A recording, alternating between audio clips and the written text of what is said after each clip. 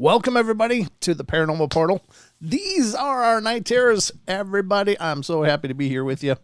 It's just one of those things that I was just sitting around watching the clock all day, waiting for this moment that we could reconvene into our pursuit of the very weird and unusual. That makes up the Paranormal Portal. But no, I love doing the shows. It's always a highlight of my day to get here and get turn on the stream to just get started and hang out with you guys. So thank you so much for being here with me. We have a lot ahead of us. Sorry, I'm a little distracted. Yeah, I like barbecue, Ethan. Thank you.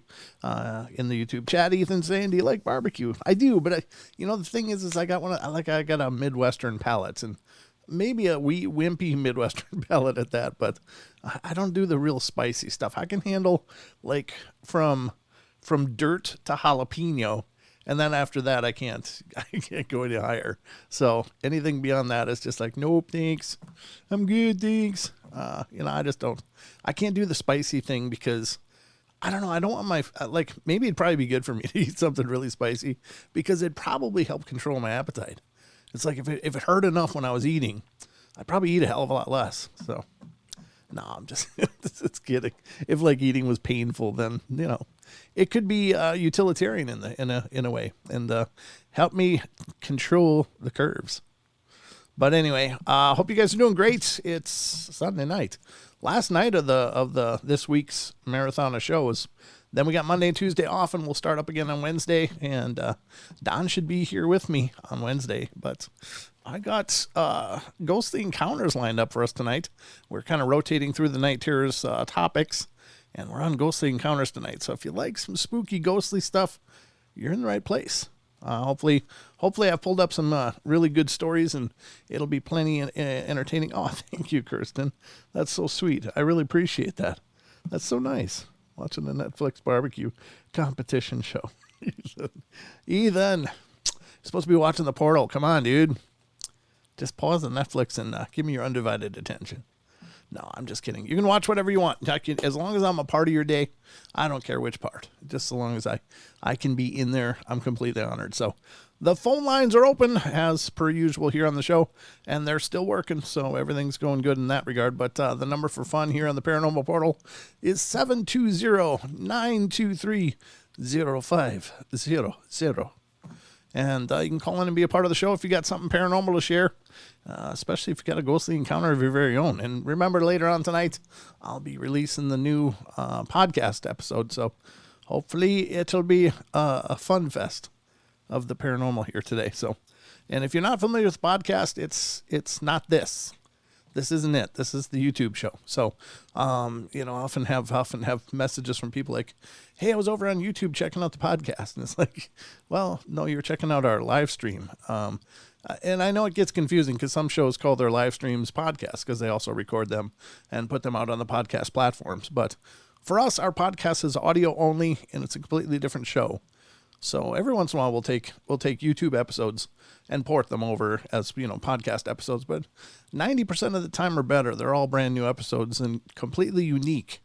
So we hope you'll check those out too. And those are available on every major platform: Pandora, iTunes, iHeart, Spotify, Stitcher, Castbox, Google Play, the whole gambit of platforms out there. We should be there. So if you're out there, wherever you find podcasts, just do a search for Paranormal Portal, and hopefully you'll find us. If you don't find us on a platform, let me know though, because I think we're on all of them. But if we're not, then I definitely want to know which ones we're not and get us on there. So pull up my sleeves. It's time to get to work here.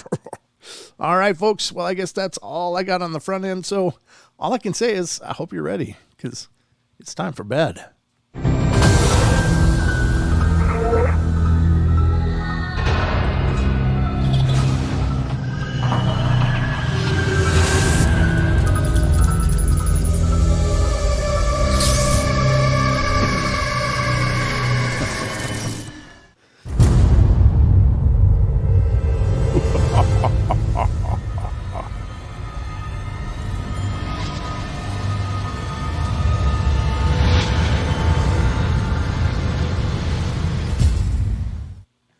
we go. That's right, Donnie. Here we go. Ethan's trying to be an auctioneer in there. And Kirsten on top. Anybody wish a top of that? Thank you, Kirsten, again for that donation. That really helps us a ton. And thank you to any of you who can donate. Now, I just want to take a second and just say, we really appreciate those, and they're really amazing, but I don't ever want people to feel compelled. It's a tough time for a lot of people right now. And honest to God, it does help us a ton, believe me, because this is a labor of love for the most part. But it certainly helps to pay the bills and to keep the top end of the internet streaming services provided, through my ISP. And so every bit like that does help a ton, and it's so greatly appreciated. But I don't ever want people to give more than they can or more than they're able to. It's not a competition, and I don't want anybody to feel compelled like, well, I can't give anything. That's not it. You give to us just by being here and being a part of the shows and giving me a like. The likes help so much. And if you could please comment on the streams on YouTube so that the comments go up and up and up, because that goes a long way to help promote the show in the YouTube algorithm. And that's what basically allows the portal to compete against everyone else out there, is your involvement. So the more minutes you watch, the more likes we get, the more comments below the videos. Those are huge for boosting our algorithm rating, and that means that YouTube will recommend the show to other people that may show interest in the same kind of shows. So you guys can do a ton just by doing that. Or if you take the streams, hit the link to share it and put it on your social media. That's a great help too. And that costs nothing, but it really goes a long, long way for us. So there's lots of ways to help. And certainly monetarily is awesome and it's amazing, but there's other ways. So I don't want anyone to ever feel like, I can't give, it feels kind of crummy. So just know that if you're not helping one way, there's other ways to help, or just by being here, you're helping me. So thank you so much for all of you, for all that you do. I love you guys, all of you. Thank you. So let's get going here. I just want to make sure to say that every once in a while, because I know some people just aren't in a position to do anything, and I don't want to ever let there seem to be a precedent for that. Everything helps. So, all right, let's get to some ghostly encounters. And remember, at the tail end of the show, we've got the trail cam terrors coming up. So it's going to be a kind of an interesting one. The one tonight is really creepy. And I don't know a lot about the image that I'm about to show you later in the show, but I can tell you that if it's real, it's really creepy. All right, so let's get to it. First story tonight is coming from Arizona of all places, folks. And it has to do with haunted places. It says, I always sit around in the guest room, on the computer, and I've spent the last week cleaning it since I pretty much trashed it. After I picked up everything in the closet, into the closet, I started to vacuum the floor, and the door behind me was closed, but I could see from the corner of my eye someone dressed in tan coming up behind me. I turned around, and there was nothing there. Note, I was 4 feet away from the door, so it couldn't have escaped my vision. A few minutes later, I was vacuuming again, and the vacuum stopped suddenly in the middle of the room, like it had bumped into something. Well, this happened frequently over the next few minutes. That same day, I was sitting in the chair on the computer, and all of a sudden, I felt a presence behind me. But I convinced myself nothing was there, and after an hour, it was still there. And I hadn't moved an inch. Then, the second my dog came into the room, it disappeared. I also sleep in this room because I find the bed more comfortable than my own room. So when I got into the bed and got comfortable, I started to feel my skin start crawling. I got out of bed and checked for bugs a few times, but nothing was there.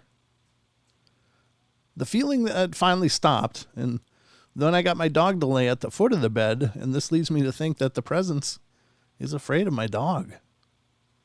I also like to keep the desk organized, so I stack books and tapes and anything else evenly on the shelves, and I would leave the room to get a drink, and when I came back, they would be messed up again. And when I'm in the room next door, I can hear sounds like items being moved, coming from the room, but the objects that should make the sounds are not out of place. Sometimes when I feel something lurking about in this room, I ask it to just go away. But it never works. Afterwards, I feel pretty stupid that I'm most likely just talking to air. My family are the only people that live here since the house is only about 26 years old. There's no research to be done on the house, and as far as I know, it was built over old farm fields, but no one remembers much else. There's nothing suspicious about the landscape, but friends I have in the area who have houses the same age have paranormal things happen in their homes too. That's the story, but, again, there can be any number of reasons to have a haunting, and old houses certainly lend themselves to a lot of different factors that maybe newer houses don't have. Hell's House Paranormal. How you doing? Welcome to the show. I don't believe I've seen you before, but thanks for stopping in. And I just want to say that hauntings can come based upon attachments to a person, to an object, to them just wandering through and liking your vibe or feeling like they want to be there. It can be any number of things. It can be from really poorly done seances that have opened a door they didn't close. Could be the land has a history that's much, much, much older. I mean, it's one thing to say, well, this just used to be farm fields. What was it before then? Could it have been an ancient village site where something really horrible happened? We just don't know. And, we don't know the history of the land. So a lot of times people think, well, it has to be an old house, has to have been some tragedy, or somebody has to have died in the house for it to have a presence. But that's just simply not true. You can go thrift sailing and bring in a presence, if something just happens to come with an attachment. For those of you that like to go, garage sailing or yard sales or secondhand stores, you run the risk. And so there's all kinds of ways hauntings can be introduced, and it doesn't always have to be a long history or a severely tragic event. It can be just because. Maybe you're walking through a cemetery and you remind something hanging out there of someone they used to love or care about. That's how attachments are formed. So just saying, it doesn't always have to be a real Hollywood explanation. Wonderful. Gotta wet my whistle. I'm a little dry tonight, folks. All right, so that's the first story tonight. Got plenty more. And the next one is The Lady. This one has to do with a lady. It's coming out of North Carolina. It's apparitions, voices, and touches. So let's see what the hell's going on in North Carolina, huh? Lately, I can't seem to clear up a few of my experiences. About 4 years ago, my husband and I were in bed, and I woke up to see an African-American lady with a long dress holding a shawl. She was at the corner of the end of our bed on my side. I didn't scream or get scared, but I saw her plainly for a few seconds up against our dresser, and then she was just gone. I happened to be having a recurring dream at that time and wonder if all that goes into play since she wasn't a person in the dream. I never saw her after that either. Also, my husband had just returned from a deployment, and I had been alone for 3 months. We were living in an apartment complex in North Carolina. The next one was about 7 years ago. My dad had died from pulmonary fibrosis and was living in, is that Michigan? Is MI Michigan or Missouri? I don't ever remember which one is which. But MI. And while I was in South Carolina, and my mom and stepfather, and he'd been sick for a while, and I left, I think it's Michigan, because it was just becoming too hard for me. The home that my stepfather brought was a home belonging to a local doctor. It's Michigan. Okay, thank you, Randy. And the house had belonged to a local doctor that had lived there his whole life and took care of everyone in town. So after I came back from my father's funeral, I kept the light on in my room in South Carolina and the door open to the hallway because someone kept caressing my head. I started sleeping at the opposite end of the bed as well and told it was okay and to leave me be, thinking it was my dad. However, I was also going through some medical worries myself and thought maybe it could have been the past resident. After that, I'd not been touched, but I still feel creeped out in that house. The old doctor is still making a house call. Yeah, that's pretty good. Could be. Could very well be, folks. Those spirits. I honestly think, we tend to think that, I don't know, that something, like, I don't know what it is, but we seem to think that this world is just us. And then weird things happen. Like, oh, there's a ghost. Well, that's weird. But I think if suddenly we had perfect vision, just perfect vision suddenly, and could look around, we would probably see that we're swimming in a world of spirit, of different kinds, not necessarily just living people or formerly living people, but other kind of energies that are conscious and have an awareness, things that are always here and probably are part of the landscape, so to speak. Like, whether they're elementals or something of that nature, it's hard to say, but I don't think we really understand how much the spirit is a part of this world as well. We often relegate it to the next world or the place we go next. And granted, it's as a manner of passage. This is our realm for being physical, and allegedly we have another realm when we're not physical. But are they one and the same, or are they interconnected, or how does that work? Who knows? But it's not necessarily I don't think accurate to say that's we're all by ourselves here. I think we're just living in a world of spirits, and I don't know if that makes sense or not. I hope it does, but it's just my thoughts. And you get those for free because I got the mic. No extra charge, folks. All right, so that was Michigan. Let's see. Nope, this is a different one. This one is Michigan as well, so that's why I was double checking. Like, wait a minute, Michigan. Okay, so this is from Michigan. It has to do with haunted places. This happened to my dad when he was a teenager. A few of his friends and he had heard about this road that is haunted by a man, and that every time a car drove by, he chased after it. God, it seems like there's so many places that have those kind of legends, whether it's the headlights, the ghostly headlights in the rearview mirror, or something like that. But there's lots of places that have this legend. One day, my dad and his friends decided to drive down that street. They knew that once you hit this bump in the road, turn off your lights and drive down at a steady 40 mile per hour. About 5 minutes down the road, the driver of the car looked in the rearview mirror and saw the man running behind them. Moments later, they were gaining speed, and the man was still right on their tail. Seconds later, the man jumped on the trunk and held on. Good God, that's horrible. They noticed that the man's face was burnt. The driver of the car swerved and sped up, but the man stayed on. The driver stomped on the brakes, and the man slid up the car. It says slide up the car, and the driver slammed on the gas, and the man flew off the back. They noticed that the road was dead end and that they would have to turn around. Oh no, that's horrible. They turned around, hit the gas, and reached about 60 miles an hour and flew past the man on the side of the road. The man started running after them, but once they hit the bump, the man stopped and stared after them. The next night, they all got together and looked at the car. There were scratches on the trunk of the car.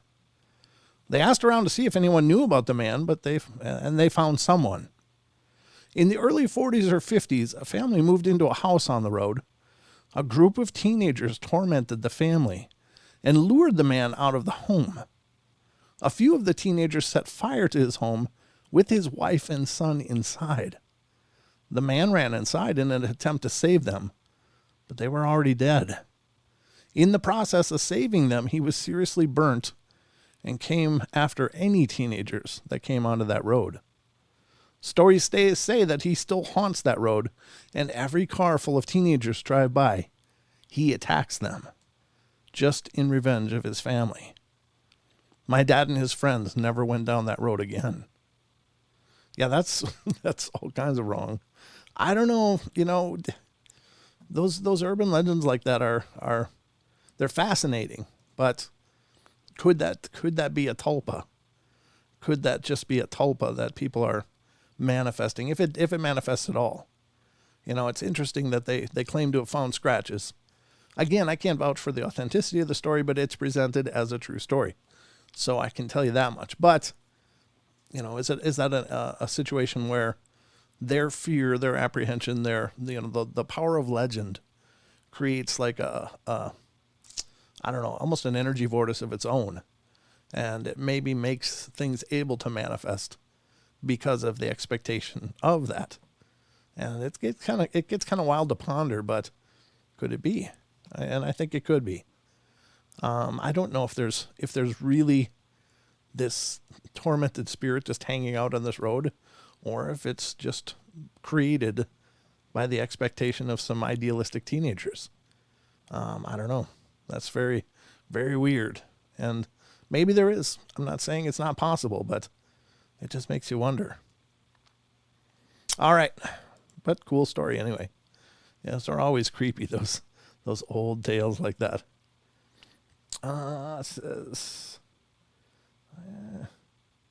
Okay. I'm just watching the chat here a little bit, trying to keep an eye on it because, I love you guys being a part of the conversation, but I don't always do the best job, so I'm trying to. This one is Massachusetts, has to do with orbs, lights, and mists. It all started when my boyfriend and my best friend and I were looking for a scare one night. That's the first sentence that always ends poorly for people. We're just looking for a little scare. It's like, in our modern era here, maybe it's always been this way to a degree, but I think with the plethora of ghost shows and everywhere you turn, you flip a channel on cable or dish, and you're going to get a ghost show, some investigation show. And the same is true on YouTube or the internet. There's dozens and hundreds of channels that are doing investigations and checking things out. And, it's almost become like spirit investigating or researching or whatever you want to call it, or ghost hunting and whatever you want to call it, is like the newest kind of thrill sport, for lack of a better term. And I think it's wonderful that people are interested, but I don't think, messing around with spirit energies is ever a good thing in and of itself, because we just don't know what you're dealing with. You don't know. Nobody has any idea if they're dealing with something that, could be some, demonic powerhouse, or it could be, the spirit of a kitten. You just don't know. Just something weird's going on. And I think that's, people are not prepared for that. And they don't understand the need to protect and to cleanse and to, guard against things going sideways. And I think it's, it can be dangerous. I really believe that. And, I can't tell you how many stories I've heard through the years of former investigators that ended up dealing with some kind of possession or, attachment, a serious attachment issue, and going through exorcisms and all kinds of problems just to, get rid of it. And I think it's because people just, as far as you turn on the channel, you just got a few pieces of equipment, you go into these weird places, start asking questions. Sometimes you trigger them and you try to get them angry and, hopefully get some kind of response. And then you go home. That's it. Well, that's not it. Sometimes you end up with a lot more than what you're bargaining for. So I think it's worth being careful for. It all started when my boyfriend and best friend and I were looking for a scare one night. So I decided that we go to the cemetery and look for ghosts, spirits, etc. Anything creepy. Upon our arrival, we drove around for 20 or 30 minutes. And we're not seeing anything. And it was my boyfriend's idea to park the car at a 10-foot wall that looks into the woods. Neither my best friend nor I were able to look into the dark woods because we thought we might actually see something. We sat next to the wall for 5 minutes when all of a sudden, me and my boyfriend both looked very quickly to the right of the car. We both saw a white head floating. As soon as he saw it, he started the car and drove off as fast as he could. That night we did not return because we were not sure of what we had seen. It was not a setup because he and I both saw it, and my best friend, who was in the back seat, just saw both of our heads shoot to the right side of the car. And when she told me she did not see anything, I was thinking, are you serious? We have to go back. Oh, bad idea. And I believe it was the next night when we returned to the same cemetery for our best friend to see something.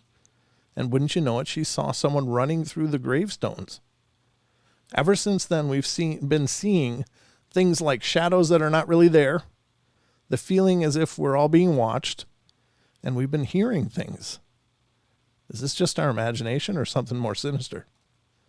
Could be. Could be. Don's fault. Jarvis. Poor Don. He's not even here. It can't be his fault. He's not even here. Whatever it is. I don't know. You know, there's also the issue that, you know, everybody, when you go investigating, of course, everything is going to be a ghost. Every sound, every nuance, everything that's weird. And quite honestly, if you've ever moved into a place, and I think everybody has, everybody's been, you know, in a situation where they've moved into a place they didn't used to live, and everything about the place takes an adjustment time. You have to learn like the normal sounds of a place, the normal mood of a place. And, you know, it's not like every place is the same. I've lived in houses where pipes bang, you know, at certain times. I've lived in houses that have weird creaks different times of the year. You know, it's just any number of things. So I think that it's hard as, you know, for someone who is, you know, paranormal investigating to go into an unknown location and try to decipher what is normal and what isn't. You know, just to me, it's every place you go, it takes an adjustment. So whatever you think, I don't know. I just think it's tough. So you get a lot of confirmation bias, I think, when you're going, you know, researching and investigating, because you don't know what the normal place is like when it's not haunted. All right. Oh. Yeah, I think we'll get into those too. There's an article I want to get into in just a few minutes here. We're going to go through a few more of these, and we're going to get to an article. It's something from Sci-Fi that I thought was really cool. That was pulled up and posted on our site and I think it was on the fans page, but it might have been on the Paranormal Portal Radio Facebook page. Let's see. We think there's a ghost in our basement. Oh. This is from Washington. It says, my mom, stepdad, and sister recently went on a trip to Dayton. My younger brother and I stayed at my dad's house, and my older brother, 20 years, stayed home alone. When we came home, my older brother told us he had heard a woman speaking in the basement, and his room is in the basement. He said she was really quiet, like a whisper, and it seemed like she was having a conversation. She would talk, pause, and then talk again as if replying to someone, and something was replying to her. He couldn't understand what she was saying, though. He said he went upstairs to make sure a TV wasn't on. It turned out everything, including radios, were switched off and all the windows were closed. He couldn't hear the woman when he was upstairs. He could only hear her when he was in the basement. And he always got a weird feeling in the basement, even before I knew about all this happening. About 2 years before this happened, my mom had surgery and was relaxing in a chair in the living room, and she said that when she woke up, she saw a woman standing over her and looking at her. My mom said when she realized she was looking at someone who wasn't supposed to be there, the woman flew under the basement door into the basement. My mom thinks that the ghost woman is being hurt by someone or something and doesn't think she was killed. When my mom saw her, she said the ghost looked shocked or startled and looked like she needed help. I'm not sure how my situation compares to theirs, but there have been times where I'm at home alone upstairs in my room. I'm usually on the phone, and when I have all the radios and TVs off, I'll hear noises downstairs, so I think someone might be home. But when I go downstairs, no one's there, and my dog, a fat English bulldog, is asleep. She doesn't make much noises anyways. It freaks me out, and I'll go back upstairs, and sometimes the noises continue. The people I have on the phone with me have witnessed this happening as well. Someone tell me if I'm going crazy. No, not at all. It's quite common. I don't know if I'd say common, but it's, not unusual, I guess. The thing that I find is weird is that it seems like there's actual noises, and then there's these what do I want to say, these illusions of noises or something of the sort.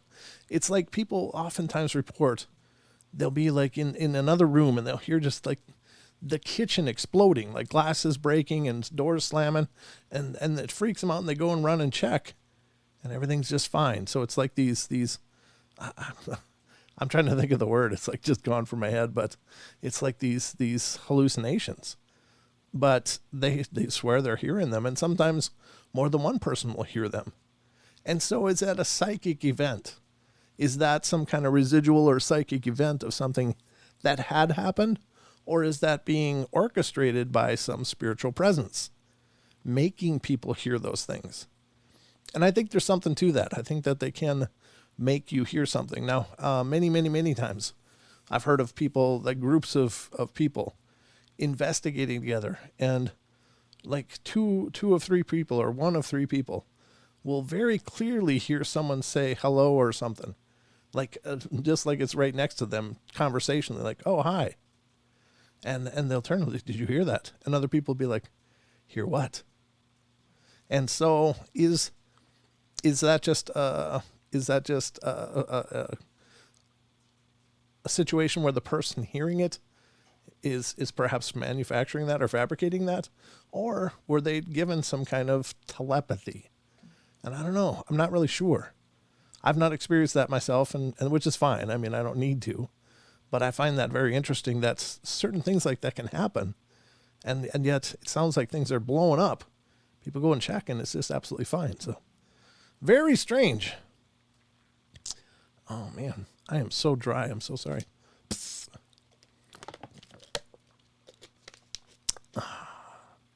The refreshment of water. Let me see. I do want to get to this other article here because I thought this was cool. And where the hell is it? Here it is. All right. So this was apparently showcased on the Sci-Fi Channel. And some of these stories I've seen in many places online, but I find these stories really, really interesting because they're taken from hospitals. And the one thing that you think, when you think about hospitals, if there's ever a place that's going to be haunted, it's going to be a hospital. Hospitals and prisons are like on the top of the charts because there's so much pain, there's so much anguish, there's so much tragedy that's just happened in those places. And they seem to be, either there's lots of people that never transition from there and they stick around. Maybe they don't know they're dead. They don't know what the hell's going on. Or there's other things that come in that are drawn by those psychic imprints. Dark things, shadowy things, creepy things. And so I'm always fascinated by these stories. But this is coming, it's apparently from the Paranormal Witness episode that they had on there. And it's really quite interesting. And I want to just get to, okay. All right. Let's just go through a few of these and see what you guys think. So this is coming again from sci-fi.com, Paranormal Witness episodes, season 3, episode 6, The Hospital Hauntings. And these are really creepy. Oh, man. It says subject names, and I'm not going to repeat all of those, but it's, a haunted hospital. A hospital is visited by the angel of death. Ugh. That just sounds all kinds of creepy. And you think about it, it's like, well, maybe the angel of death is actually a good thing. Like, it's that last hand, that last contact to bring you home. Or is it a bad thing? I don't know. I'm not sure. It says Mike Epp was an emergency medical technician, and he found himself on the other side of the ambulance. However, when something went wrong after his gastric bypass surgery, his kidneys had shut down. In another portion of the hospital, Priscilla Thompson's stepfather, Daryl, was hospitalized with a massive stroke. Priscilla and her daughter, Tanya, began their vigil watching Daryl. In the middle of the night, Daryl regained consciousness, and Priscilla saw fear in her stepfather's eyes as he looked around the hospital room. Daryl was angry, obviously fighting with something. Death paying Daryl back for previous acts, maybe. Courtney McFate is an IT technician at the hospital and was on her evening shift repairing the computer systems. Her office was in the basement near the morgue. One evening while she was working on an operating room computer, she heard the heart monitor beeping. It was not attached to anything or anyone. This is a full stack of things going on here. I don't know if these are all on the same time frame or if this is over a period of time. It's not really clear. In the ICU, Daryl began talking to his uncle and aunt. Priscilla realized he was talking to people who had been dead for so long that she'd never even known them. In the operating room, the heart monitor finally stopped behind Courtney. A tray of surgical tools began clattering. Courtney had never been so spooked in her life. She went back to her work, trying to get out of there as fast as she could.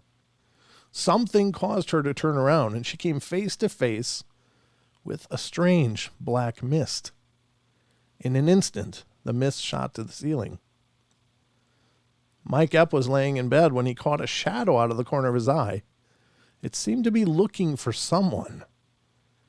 In an attempt to give her mother a break, Tanya went in to check on Daryl, and she heard an odd whisper as she entered the room, and Daryl was mumbling to somebody. Daryl began screaming, "Stop that! And get off of me!" as he fought with something that Tanya couldn't see.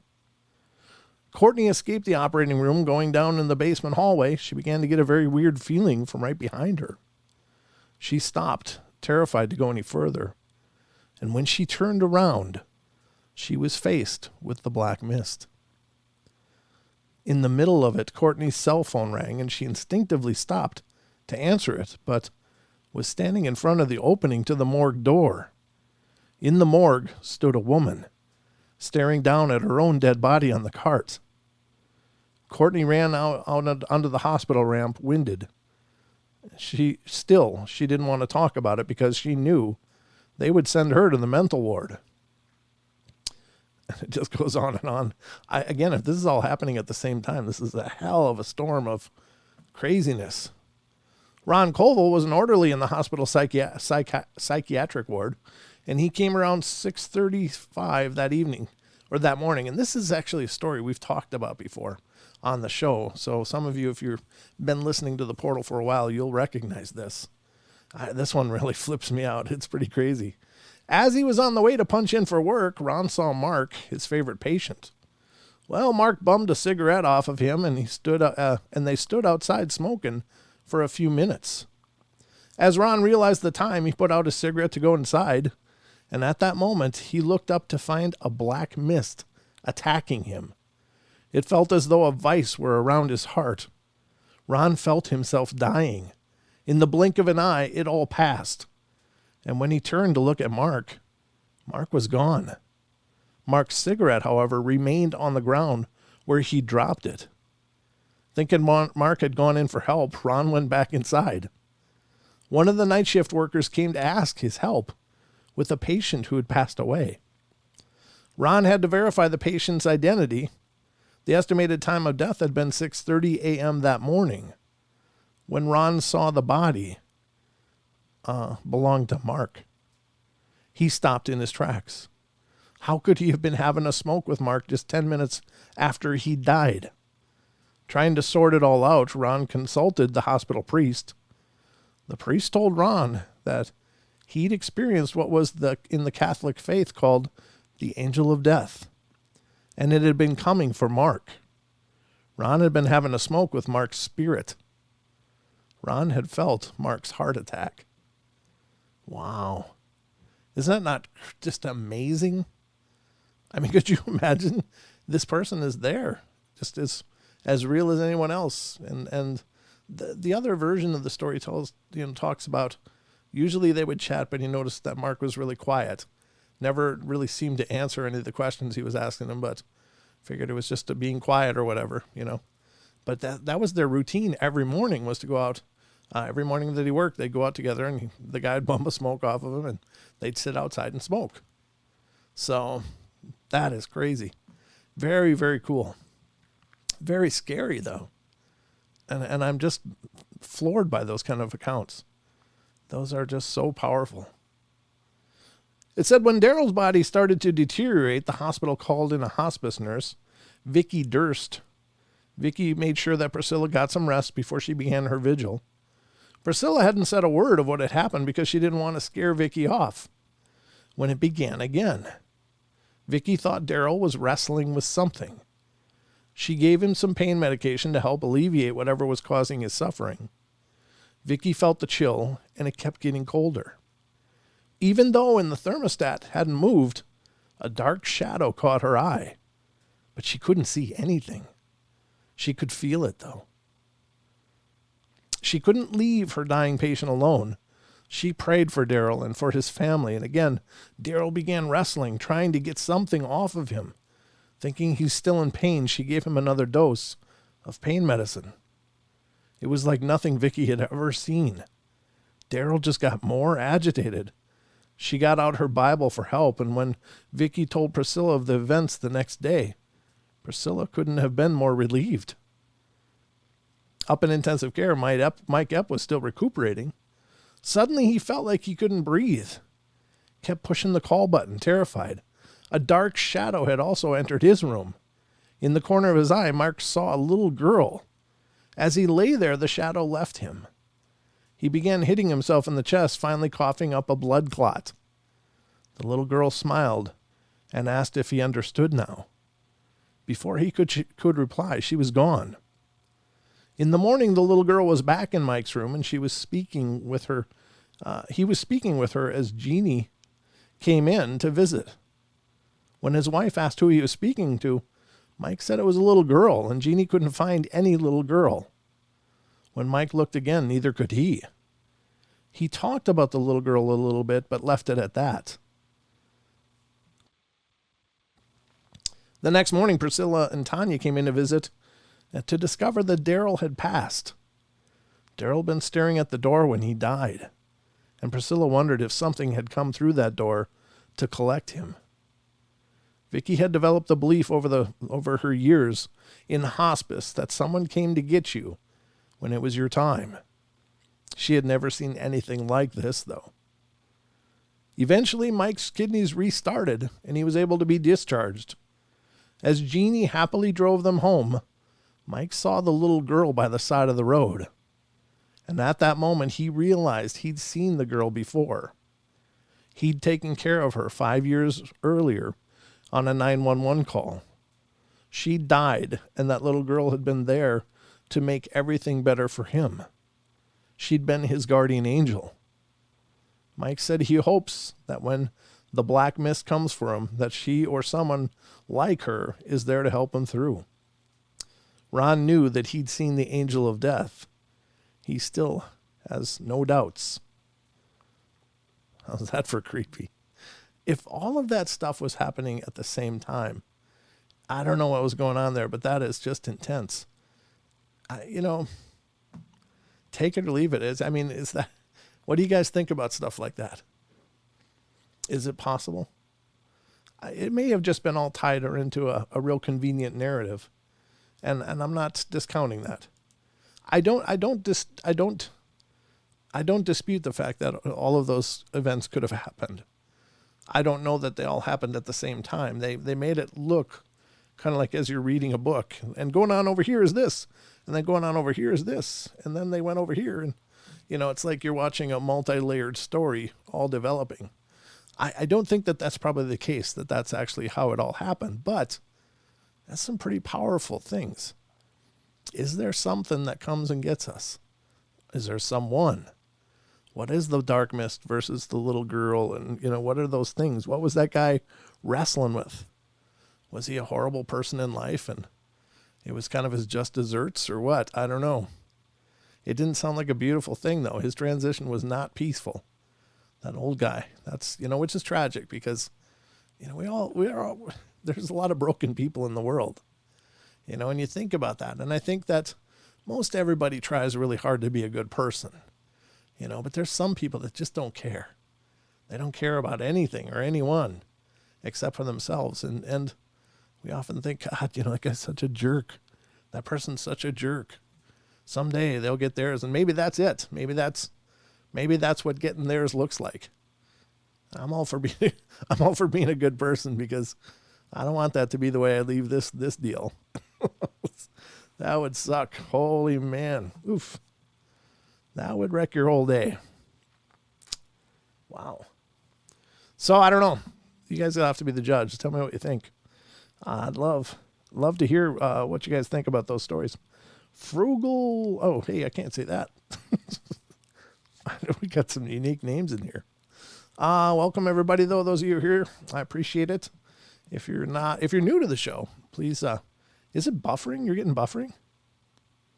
I'm not getting any buffering here, am I? No, I got all green lights. Everything looks like it's good. I don't know. Is it buffering for all of you?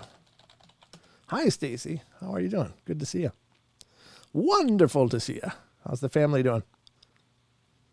Okay, good. Elaine says it's good. Sounds like MCAT's good. Viva's good. Okay, good. All right. I just saw that, so I'm sorry if somebody's got some buffering, but it doesn't look like it's from here. So it's perfect. Wonderful. Thank you. Well, I do try. I try. What can I say? What stories, Brent? Rain's drowning you out. I don't know what else to tell you, Ken. I can't make it any louder here. You might need better headphones or something, or I don't know. It's cranked. My board's cranked. I'm metering. The meters are the red, the green, things that go all the way up to the red at top. And I'm just below the red, so I can't crank any more power out of this board. And this is a new board, so I don't know. This is the second board. The other one that I had before was good as well, and I was metered it high like that too, because I hear that. People say, hey, your voice is hard to hear. And it might just be the tonal quality of my voice. I don't know. But it's metering high, so. I got a buffer. What? Elaine. I almost said that out loud. Okay.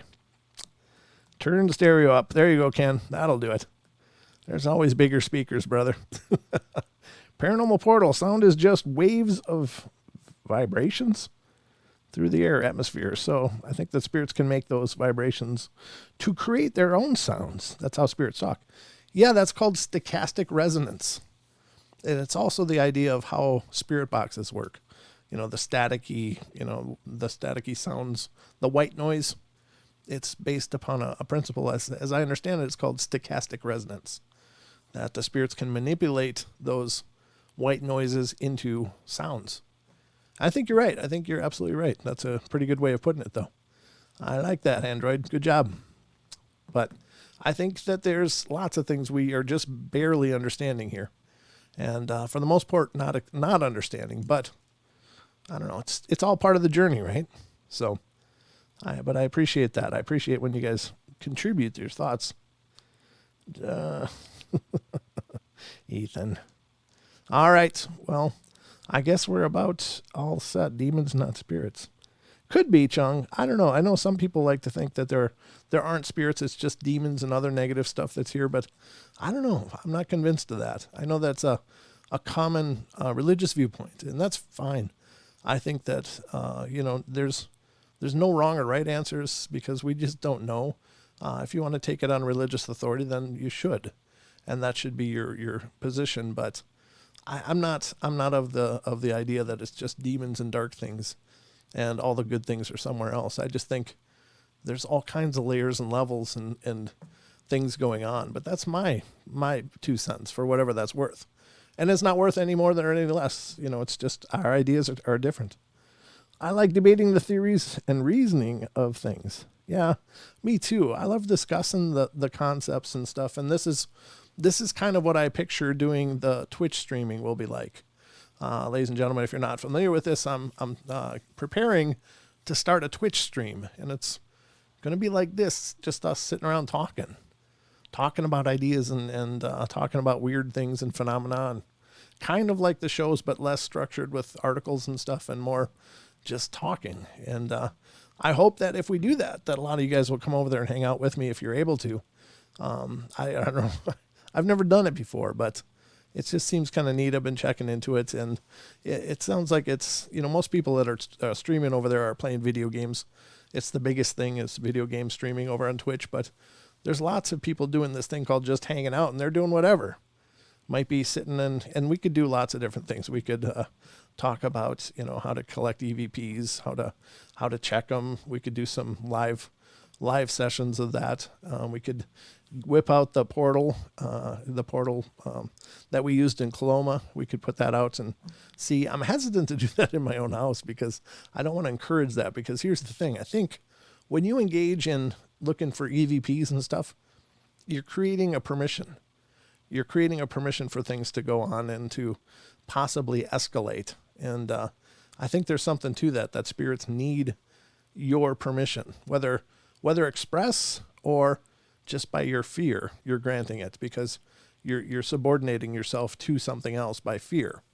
And so you become weaker and they can empower themselves through that if they are indeed dark. So I'm hesitant to do those kind of things here because I already have weird stuff happening here anyway.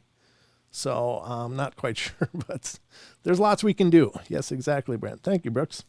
Because here's the thing. If you ever listen, the hauntings don't start out like, hey, suddenly my kitchen was throwing dishes and stuff. It starts out real subtle. They're real quiet, real, you almost miss it. And I'm sure people miss it a lot. But things happen like, didn't I shut that door? God, I swear I put my drink down right here. Where did it go? Just to make you question your reality. And then it escalates slowly and bigger and until it's generating fear. Once you express fear, I'm not saying don't be startled. That's impossible. Everybody gets startled. But fear is the key. Because once you're afraid of something, you are giving that power over yourself. And as such, your energy barrier, your aura, whatever you want to call it, becomes weakened. It becomes smaller and less potent because you're acknowledging something has power over you. And that's, take it or leave it. Those are my 2 cents, but that's where it escalates. And that's where it gets stronger and more powerful. So, but these are just my ideas. Take them or leave them. Yeah, Ouija boards, I don't know, Ethan. Here's the thing. Ouija boards in and of themselves are like a hammer. A hammer is a tool. You can build a deck with it or you can beat somebody's head with it. But like anything else, any other tool, there is ways to use it safely. You can use a saw and cut a piece of wood, or you can use a saw and, scratch somebody up really terrible or hurt them really badly. So it's all in, knowing. Now, things like oracles, which is a Ouija board or other, it could be scrying, could be anything. You're scrying or any other divination. You are convening as a channel of sorts. And as such, you have to be able to protect yourself. Most people using Ouija boards are like, hey, break out the box, let's go. Boom, they're in it. 99% of the time, nothing will happen. But sometimes something's there. Sometimes it's a good thing, but sometimes it's a bad thing. And these people using it have no idea what to do once it goes sideways. Let's stop using it. Let's put it away. Well, you didn't close anything. You've opened a portal that you haven't closed. And it's not just dragging a piece of plastic over goodbye. I don't care who the people say, well, you got to go over to goodbye. That's not it. It's any channeling has to be done with an open and a close and a clear. You've got to clear. If you're not clearing and closing, then, you're kind of asking for things. So just always have to be very careful how you use things like that. There are ways to utilize those things safely, in my opinion. That doesn't mean I engage in it. It just means, in my opinion, there are ways to use them safely. The problem is that most people don't know those ways. In esoteric schools of practice, whether it's Wicca, whether it's, the Rosicrucians, whatever, you don't hand people the topmost spell work to start doing. You start them with smaller things. You teach them of the practices of energy, of balance, of, using symbols and essences to create an atmosphere, and then you do it. So it's anyway, I'm spiderwebbing all over the place, but this is what the Twitch is going to look like. So that's my idea. I hope you guys will come check it out. I will give you guys an announcement. If you're not subscribed, please get subscribed. When we're going to start that, it may be very soon. It might be in the next few days. We'll see. But we'll have talks about stuff like this because I got a lot to say. Doesn't mean I'm right. Again, doesn't mean I'm right. It just means I got a lot of opinions. And take them or leave them, whatever. But at any rate, that's how you used. Yeah, exactly, Stacy. I'm excited for the Twitch. Sounds fun. Thank you, Android. I hope lots of you guys are. I hope you guys will come over and hang out. I don't know much about Twitch, so I don't know what the hell I'm doing, but I'll just turn on the lights and we'll figure it out as we go. All right, so I guess that brings us to the trail cam terrors. Are you ready?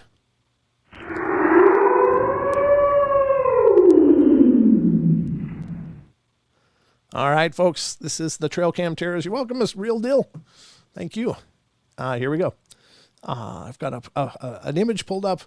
This one I don't know much about. At least preliminary. I didn't find anything about where it is or who captured it. But this is a trail cam image that's taken allegedly, I think, in the U.S. And that's about all I can tell you.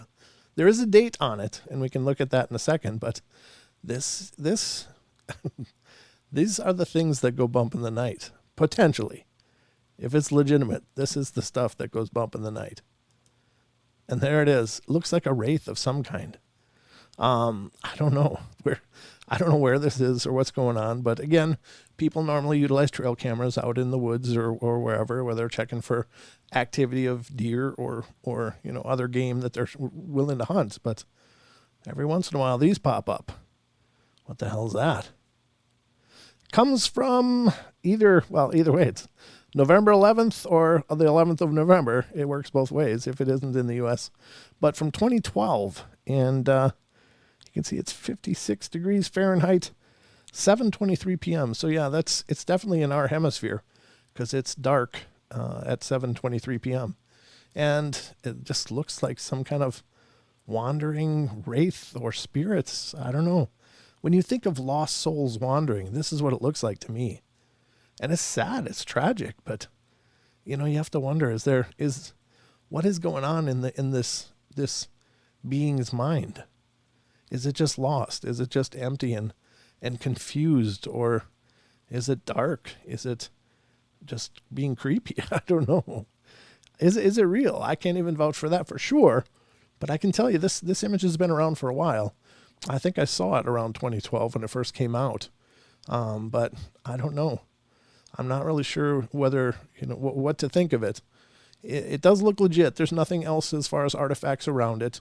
There's not like mist or cloud or any collection of fog or something that it could be just illuminated and be a pareidolia of. But it also is such a vague image that it would be very easy to hoax. I do this stuff on Photoshop all the time for the shows. Not anything that I've shown you for proof or evidence, but on promotional posters, I create these wraiths on them all the time. Sometimes they're real subtle, but they're there. Just last night's show, I created one in front of Penhurst Asylum. And it's just literally grabbing a paintbrush and clicking around with a mouse with about 20% pressure, and it creates these wraith-like images. So it could be fake, could very well be fake. If it's real, and it could be that too. That's really creepy. So I don't know what you guys think about it, but I'm leaving it here with you. You be the judge.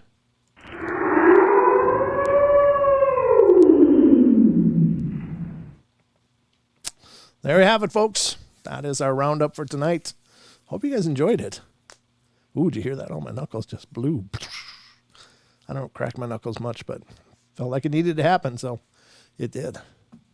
But anyway, thank you so much for being here. Those of you who were here tonight, it's kind of quieter, but that's okay. It's a Sunday night. Everybody's gearing up towards their Monday fun. I hope you guys have a great Monday and Tuesday. I hope it's a brilliant start of the week, and I hope you guys will join us on Wednesday. Don and I will be here for the 2-hour show on Wednesday night. Can't tell you what we're getting into because, hell, I don't even know right now, but I can imagine it'll be a good time. So just remember, I love you all. Be good, be kind, be nice. Take care of each other. help each other out. Find the magic in every day. And remember to laugh as much as you can. Love you guys. Love, love, love, love, love. And I will be back on Wednesday. If you have something paranormal you want to talk to me about between now and then, email me at paranormalportalradio@gmail.com, and we'll be in touch. All right, guys. Keep watch for that podcast. It'll be coming out later tonight. So that's all I got. I love Mondays. People love Mondays. Well, there's one of you.